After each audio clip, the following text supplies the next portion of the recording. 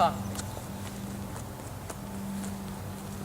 Hello, I'm a British nobility. I'm the smallest, wealthiest, and best defined nobility in all of Europe.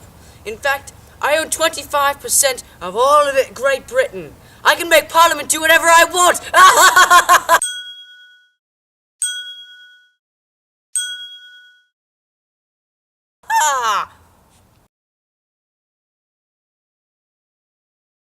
Oh, I'm the French nobility. There are 400,000 of us.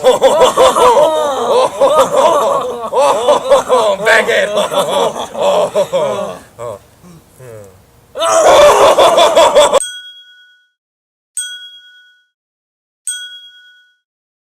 Unlike England, it was a lot easier to become a noble in France. There were many different nobles in France. There were nobles of the sword, who derived their nobility from military service, and nobles of the robe, who got their nobility either by working for the government or by buying it. These two groups were the largest and most powerful in France.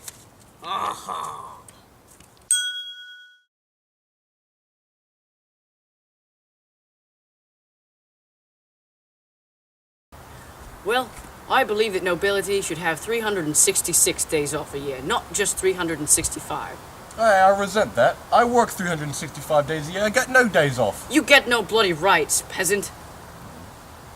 This situation was already so shaky that peasants saw any change to the status quo as a threat against their lifestyles.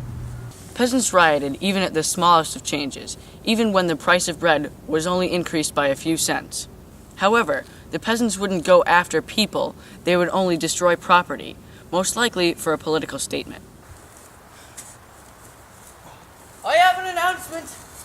Price of bread's going up 2 cents! What? 2 whole cents? I'm being repressed. I want to destroy some property! There was actually a big distinction between peasants and serfs. On the one hand, peasants were only bound by how much money they had. Serfs, however, were bound to land and there was no way to get out of the work that they had to do.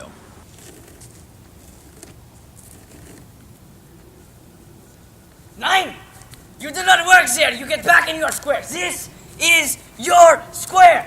You stay in it! Essentially, serfs were slaves to their owners, who determined how much they got paid, when they worked, and where they worked. You know what? I do not like you. You know what? You're my serf!